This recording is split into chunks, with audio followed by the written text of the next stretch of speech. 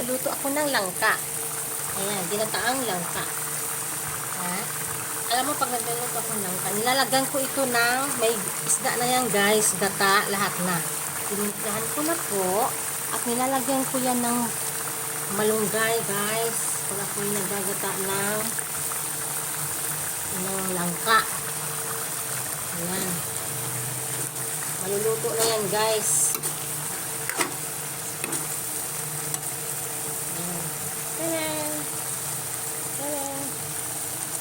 After ilang minutes, maluluto na ang malunggay. Malambot na ang langka. Yan guys. Bango. Bango ng ginataang langka. Meron siyang isda. Yan. Andiyan na yung kakanggata. Ayan. Diba guys? Maganda tingnan oh. Healthy. Meron siyang malunggay. Kaon na. Kaon na. Kaon na. Kaon na tayo guys.